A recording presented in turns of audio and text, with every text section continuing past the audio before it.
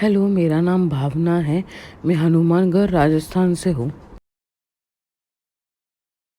मुझे बैडमिंटन खेलना और फिल्में देखना बहुत पसंद है। मुझे अशर सिंड्रोम है। अशर सिंड्रोम एक स्पेक्ट्रम है और यह एक व्यक्ति से दूसरे व्यक्ति को भिन्न बनाता है। उदाहरण के लिए कुछ लोगों के पास एक सीमित कोण दृष्टि का क्षेत्र होता है जो अन्य लोगों के लिए सामान्य से कम माना जाता है। यह कोण क्षेत्र संकार होता है। कुछ लोग मातृ क्षेत्रों को अपनी आंखों के सामने से देख सकते हैं और कुछ नहीं। मेरा मामला पहला है। दृष्टि का एक सीमित व्यापक क्षेत्र में कमी का आकार सुबह और रात के दौरान होता है। ये उसका साइन नेम है। मैं अभी आपको मेरी विकलांगता और बाधाओं के बारे में बताती हूँ।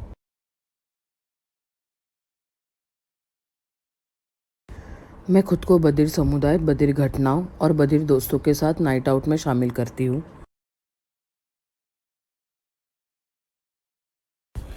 मेरे लिए संकेतों को समझना मुश्किल है अगर सांकेतिककर्ता के पीछे या उसके ऊपर उज्जवल प्रकाश है। मेरे लिए संकेतों को समझना मुश्किल है अगर सांकेतिककर्ता के पीछे या उसके ऊपर उज्जवल प्रकाश है। बधिर लोग आमतौर पर मेरे मुद्दों को समझने में असफल होते हैं क्योंकि इस तरह की समस्या के साथ मैं अकेली। यदि कोई विशेषज्ञ या बधिर नेता ऐसे मुद्दों को समझता है तो उसे मेरे बचाव में आना होगा और मेरे लिए अनुकूल करना होगा।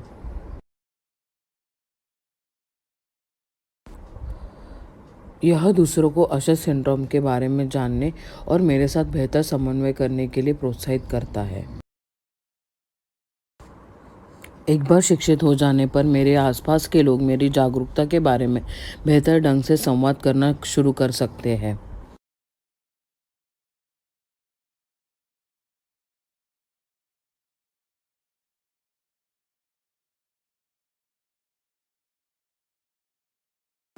इस प्रकार जागरूक नेता और अन्य लोगों के बीच बेहतर जागरूकता फैलाने में मदद होगी। यह मुझे अपनी स्थिति को लगातार समझाने और अतिरिक्त आवाज़ के लिए पूछने के तनाव को कम करती है।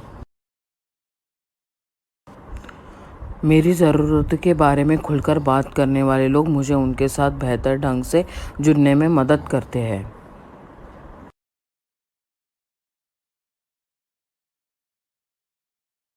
मेरे हिसाब से यदि महत्वपूर्ण है तो बधिर नेता और संगठनों को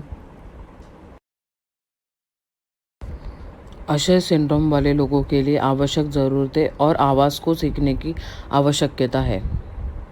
उदाहरण के लिए घटनाओं के दौरान यदि मैं सांकेतिककर्ता से दूर बैठी हूँ, यदि मेरे आसपास अंधेरा है या स्पॉटलाइट आदि का कोई बहाना है, तो मेरे लिए संकेतों को समझना मुश्किल है।